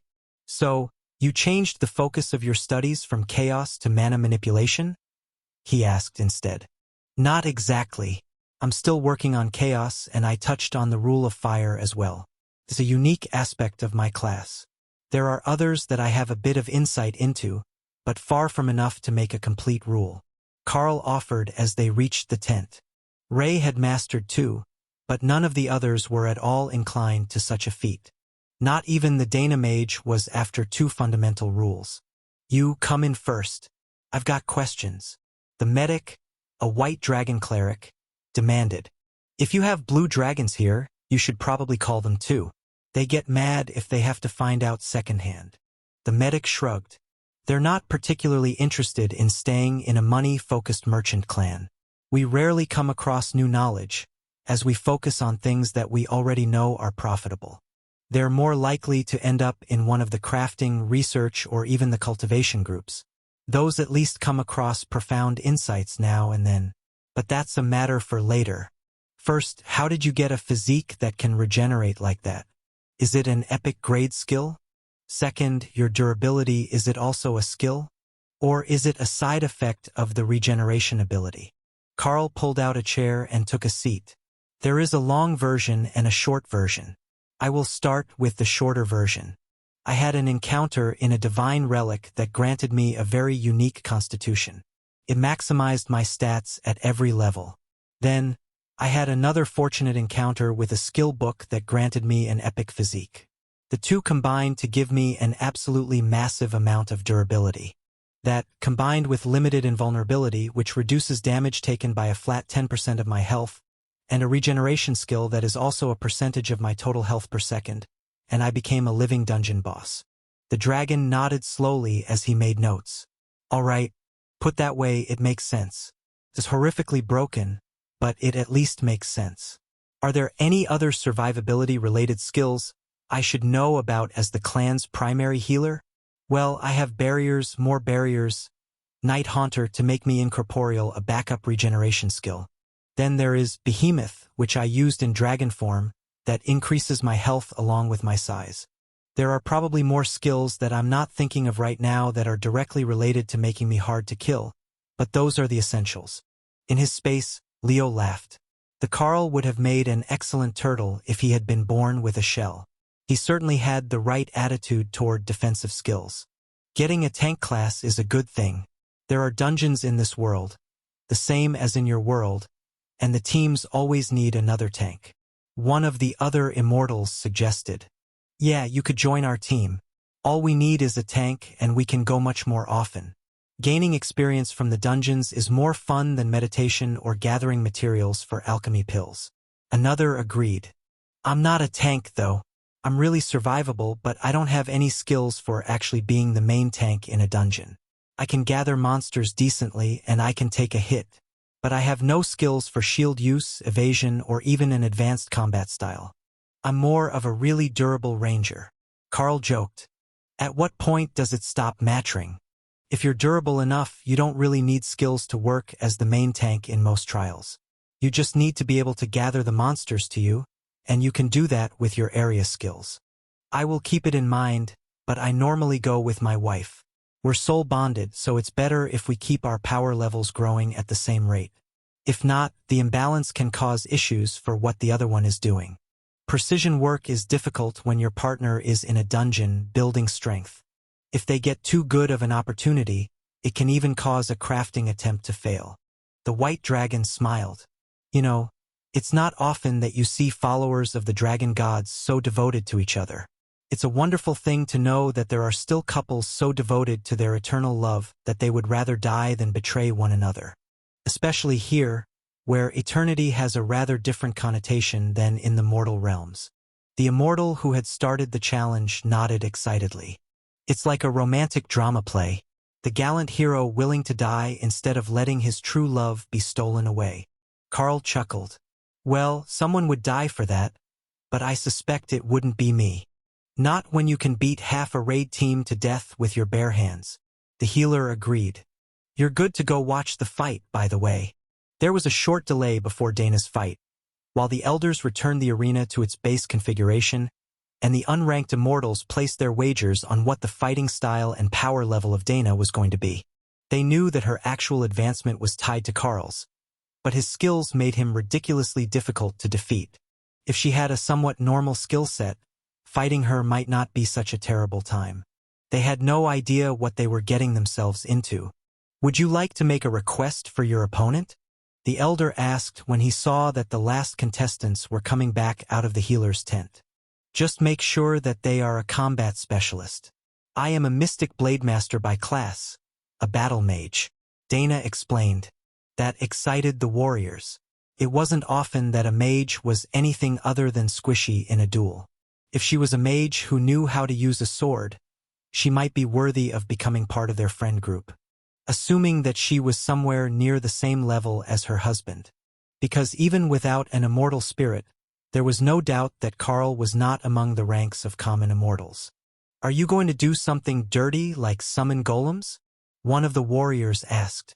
Undoubtedly. I am a mage after all. If I didn't at least summon a couple of golems and cast a fireball, they would take away my union card. The warrior laughed and hopped down into the ring. All right, let's get this started. Dana smiled and summoned 2 epic golems, in the form of the Dark Elven Kings, into the arena with them, while the crowd began to boo and jeer her lack of sportsmanship. It was mostly good-natured, but there was some jealousy there from other newly ascended immortals who were seeing their chances at moving up the ranks vanishing. How were they supposed to get out of the bottom tier when people like that existed? We might need 3 men to deal with this woman as well. Feels a bit odd to say that, since the phrase is usually reserved for succubi. One of the senior members noted in a dry tone. The elder rolled his eyes. Surely it won't be. No, you are right. Send 2 more to the arena floor. If not, that pair of elves is going to chop someone up. The 2 kings turned to stare at him with the utmost of disdain. They might have never fought at the immortal rank before, but they were kings of the Dark Elves, epic golems summoned by the Dana Mage. A single common immortal warrior was not going to be enough to stop them from doing whatever they wanted. 2 more men joined the fight, and Dana gave the signal for them to begin. The warriors moved, activating skills faster than most eyes could follow. But the kings were already gone, and two pommels hit two skulls at exactly the same instant, before they turned on the remaining fighter and drove him to the ground in a single series of attacks. Halt! You three, head to the tent. We need a better team to fight those things. We didn't even get to see the mage in action. Yes, the golems are a sure sign of her power, but we still need to rank her combat skills. The elder insisted. I can dismiss them or have them stand aside. If you just want to know how my blade skills are, it's easy enough to do now that everyone understands the power of the epic golems. Saying that they understood was a stretch. They had seen them in action for less than a second.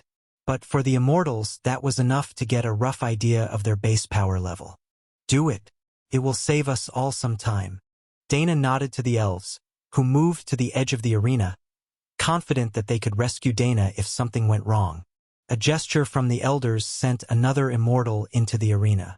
This one looked like he had seen more than his fair share of combat, middle-aged with leathery skin toughened by exposure. But here in the immortal realm, that didn't necessarily mean anything.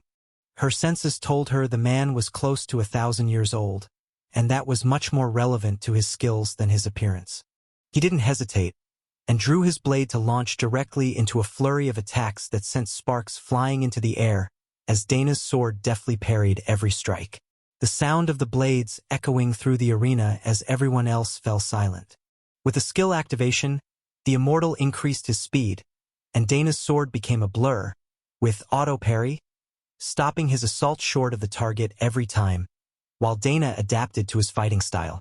Using Warbeast only made her a more furry version of her foxkin self, but it gave her the same epic constitution that Carl enjoyed. However, it was focused on speed and agility. Dana settled into a rhythm as she learned the combat style of her opponent, and then began adding arcane element power to her attacks, based on the arcane missile's spell, but altered with her understanding of mana manipulation. The result caused an increase in the sparks flying around the arena, as well as a lot of lingering mana that she could use as a secondary attack, without her opponent immediately noticing that she was building up a skill. Finally getting a chance to make a move, Dana activated a movement skill, intending to walk through the air, only to realize that as an immortal that was no longer necessary. She could fly without a skill. That gave the fight a whole new dimension, and she began drawing her opponent up off the ground, where the lingering mana could gather in every direction, waiting for the perfect moment to strike. The old immortal nearly let out a sigh of satisfaction when he realized what Dana was doing. He could feel the mana in the air, and her control over it, keeping it from dispersing. Her fighting style was both elegant and deadly, incredibly agile unlike her partner, who was simply an impenetrable bulwark that nobody could cut their way through. Her agile method was much more to his liking, and he decided that if she was willing, he would take her in as a disciple, to teach her an extended set of blade skills. Not that her ability was lacking, but her style was limited, clearly gained from her system, and not honed with centuries of experience. That was a difference that she was about to learn the hard way. Just as Dana prepared to spring the trap, the mana suddenly left her control, and her opponent's fighting style changed completely, putting her on the defensive again, struggling to keep up with his attacks. Your defensive skill is incredible, but it relies on your ability to block with your blade. When I attack from more directions, what do? He asked, less concerned with her ranking than his own curiosity. Dana smiled and activated Blade Storm, creating 10 more blades surrounding her in a defensive formation. The immortal laughed as he caused 1,000 points of light to streak toward her like lasers, forcing Dana to erect a barrier to defend against the vast majority of them, which the blades couldn't deflect. But once she realized that, she put the Blade Storm on offense while she defended manually with area attacks, and forced her opponent to defend against a dozen attacks at a time. Oh, you can activate skills through any of the blades. That is a lovely trick. Dana gave what looked like a graceful bow, but was actually a kick, intending to put him off balance in the air and make him miss a block. There was no spare breath for her to retort, only more attacks as she struggled to keep up with his power. Your endurance and durability are incredible as well. And your healing, I would say trollish regeneration or an equivalent with an epic grade transformation. Yes, you will fit in very well here. Dana laughed as he relented a little on his attacks, not wanting the battle to end. You should see what happens when the two of us work together. The immortal paused. That's actually terrifying. His bodyguards, your dark elves, plus the two of you? That's an entire trial challenge in one spot. Elders, I think that it is safe to put them both at the top of the Spirit Immortal rankings. Realistically, they could fight for a spot in the Void Immortal rankings, but the clan separated them by actual progression, so the highest spots they could hold were at the top of the Spirit Immortal chart. The elders nodded. Is there anyone who wishes to contest that ranking? He waited for a moment, then activated a tablet-shaped device that updated their internal rankings. Welcome to the top of the New Home Merchant Clan's internal rankings for newcomers. I am certain that we will have many interesting days ahead of us, the elder announced. Wait, who is at the top? One of the others asked. Carl gestured at Dana. When the wife wants the top, she gets it. Dana smirked and wiggled her ears, while a number of the younger immortals hooped and catcalled. Immortal with a sense of humor, and at least a little bit of humility. Not a bad combination. If you want to rest for the evening, you can return to your room. If not, we will have a group dinner in a little over an hour.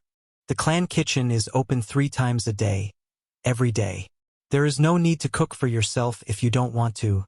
That's what we've got mortals for. The elder explained. I think that we will socialize for a while. Not having a name displayed for everyone that we meet is a big adjustment, as I never bothered to memorize anyone's name before. Carl explained. The other clan members snickered at his admission. But in a world where you could just look and see anyone's name, you didn't have to ask strangers who they were, or even remember casual acquaintances' names. It was like remembering the address of a location near your house. Nobody bothered because they knew where it was.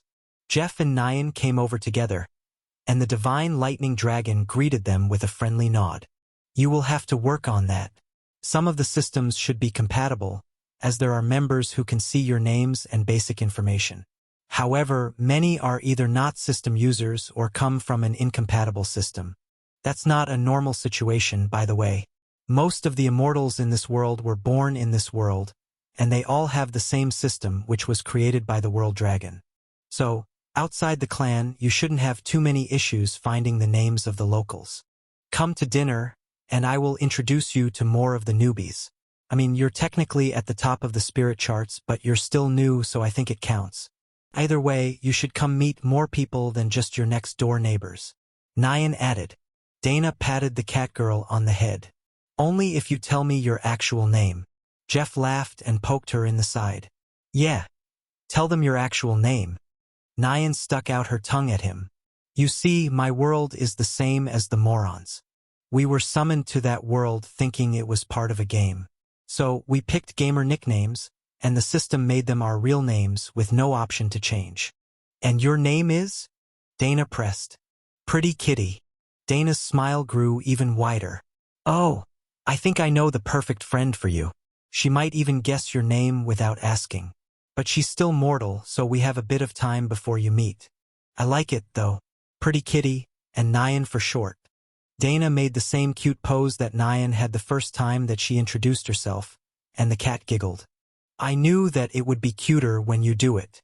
Foxes have that special charm skill.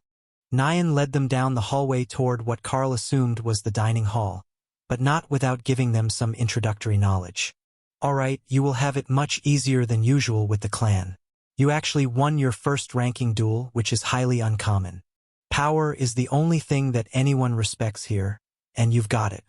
However, there are still some divides that you will see. First up, we have mortal servants in the kitchens. Do not speak to them, it's against the rules for them to speak in public. You can make them bark or meow if it pleases you, but no speaking. Next, the Trueborn Immortals are pretty snobbish. We don't have a lot of them around presently, but you'll notice the cliques right away. You can try to talk to them if you want. You're powerful and some of them are beneath you on the rankings. But it will almost certainly cause a fight, where they will call in one of their stronger friends to fight on their behalf. You're pretty strong, but a lot of the older Trueborn are already ascendant. That's where they usually get bottlenecked. The start of Ascension is apparently fairly easy, but once you get past that, it gets harder.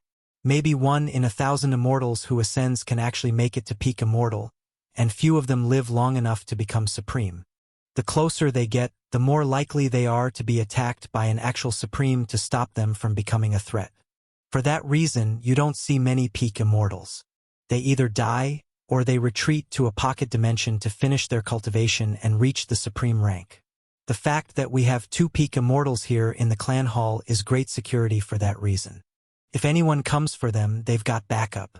Making friends is important for that reason. Here, we're all nominally on the same team. But outside? That's a whole other thing. I will give you a book with the markings of the clans and sects that we're allied to. You'll need to memorize that before you go outside. Other than that, I just need to repeat that you can't get all huffy and start fights over the staff. Seriously, the Trueborn especially will get cranky if you stand up for them. If you like one, you can take them as a pet and help them cultivate. Carl gave her a startled look, and Nyan nodded. Yep, I was brought here as a mortal and kept as a pet until I ascended. But it's not bad, the food is pretty good, and even with the whole status thing, not everyone is an asshole. Carl winked at Dana, who laughed. Oh, you shouldn't have told him that. He's totally going to adopt someone fluffy, and then give her to the Chaos Badger as a new friend. Chaos Badger? Do you know a Chaos Badger? I wouldn't tell people that. They're trouble.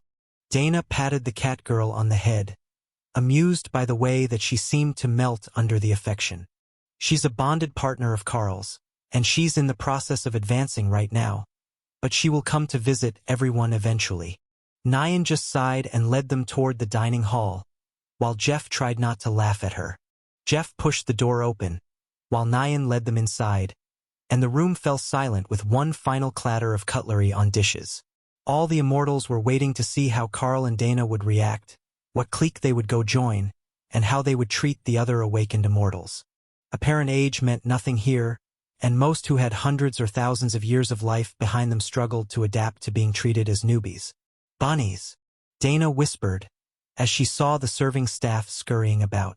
Lotus is going to go insane. Carl agreed, then turned to face the room. Good afternoon, everyone. Thank you all for the warm welcome during the duels, and I am looking forward to meeting many of you, he announced. Dana waved to a few friendly faces, while the immortals tried to decipher Carl's greeting. Was he being sarcastic? Was he actually angry about the duels, though they were an important tradition? Or did he enjoy the fight and honestly want to make friends? If that was the case, he would definitely fall into the weirdo category. Did he not know that they were competitors for extremely scarce resources and opportunities? Or did he simply not see them as a threat, and as such saw no reason not to be friendly with them? They were thinking much more deeply about the sentence than Carl was. He had just given them the standard issue politically polite greeting. The room remained silent, much to Carl's dismay. He had been hoping for at least 1 or 2 polite greetings in return, but apparently that wasn't the tradition here. But tradition wasn't the cause of the silence. It was the fact that he was spouting confusing doublespeak while standing next to an absolutely stunning foxkin immortal and absently petting one of the bunny servants. Wasn't that just too much? Farto enviable. The bunnies usually ran away when anyone got close to them because so many of the immortals were mean to them. But his very first day here, he got to pet fluffy bunny ears. The server was just as shocked as everyone else. She had come over to get his order, and suddenly, he was stroking her ears just right and her mind had gone blank. That had to be a system skill. But who had a skill for head pats? He was a dangerous person, but he felt so safe and friendly that she couldn't stay away. Dana ended up rescuing her so that she could go back to work.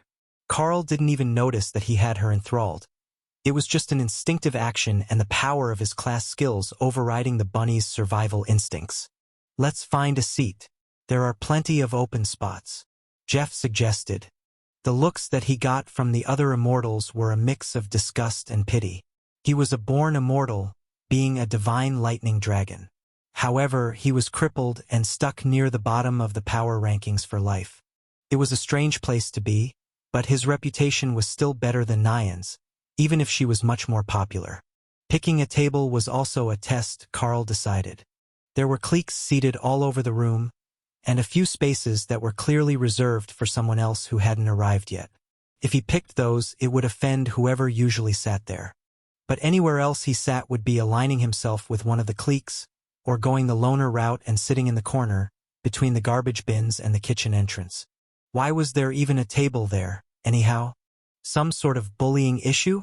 Then he spotted the perfect table. They didn't all have system interfaces that he could see, but Carl identified a number of Dragon God clerics, a few beastkin and dragon species warriors, and what looked like a berserker woman in a fur bikini that would make Ophelia laugh. A pale imitation of a bear totem berserker. They also had plenty of space left at the table, and they didn't panic when he turned in their direction. "Do you mind?" he asked the most powerful at the table, a divine fire dragon warrior. "Not at all. Come and sit, I will introduce you to the others, Avatar." A few of the other tables looked disappointed but understanding. If Carl was an avatar of one of the dragon gods, it only made sense that he went to them first. "What god's avatar were you in the mortal world?" a wrath demon man asked as Carl passed by his table. "The world dragon. I gained the status around totem rank, and kept it through my advancements." That surprised more than a few of the immortals. But it explained a fair bit about his fighting style. That massive dragon form wasn't just his innate form, it was enlarged by his status as avatar of the world dragon. It was actually more to do with Thor's influence and his epic grade innate physique, but Carl's dragon form was huge even without using Behemoth. The divine fire dragon gestured to himself. "I am Jean, head of the clan's security force training. That is Alicia, don't mind her sense of fashion. She's part fire elemental, and radiates too much heat to be comfortable in full clothing. Or so she says. Then there is Brother Chin, the white dragon, and Argoth, the werewolf. Chin does most of our healing for group outings, and Argoth is our main tank when we're working in a team. The clan doesn't split us up by ranks because trials in the immortal realms usually have areas of different difficulties, as well as internal restrictions. So, if you want to maximize your chances of success, you need to bring seniors and juniors together. It's a bit ironic, considering how poorly immortals work together. Dana smiled. I'm willing to wager that those outings with generous seniors are actually a rather significant cause of death for new immortals. Jean chuckled grimly. Not just new ones. The dragon clerics are a pretty honest bunch by local standards. But even then, watch your back outside. And your front. Everything in this world is deadly if you let your guard down, especially in a trial where resources are at stake. The new home merchant clan is mostly foundlings. Immortals who were run out of their home sect, mortals who just awakened, and such. The sort that will smile in your face, then stab you in the back to steal an opportunity. He was looking across the room, clearly meaning someone in particular who had offended him. Dana nodded. I get it now. On the surface, everyone is an ally, part of the same clan on the same team. But when nobody is looking, most won't hesitate to kill and steal for the slightest chance of getting ahead. Not as naive as you seemed. That is the way of the immortal realms. Also, you're both restraining your aura. Don't do that here. There is no need, and it's a sign of weakness and submission. Nyan does it, but that's more of a kink on her part. Has anyone mentioned that the system in the world she came from did strange things to their minds?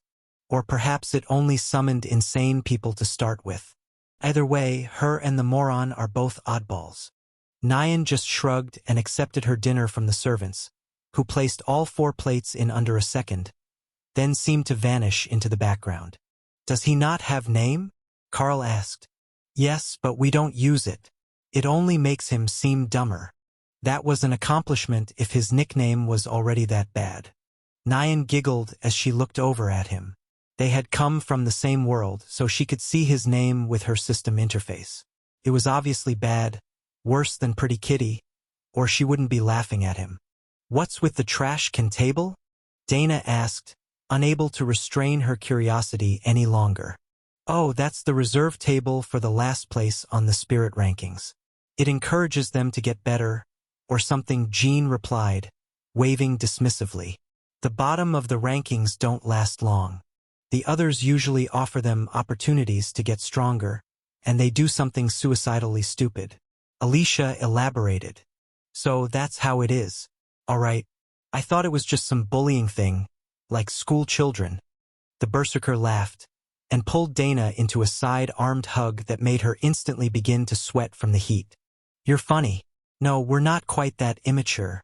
Just as she said that, a young immortal who looked like a teen girl, but who was likely a juvenile dragon, strutted in with her hips swaying in exaggerated fashion, and slapped a drink out of the hand of one of the demons at what Dana could only call the nerd's table.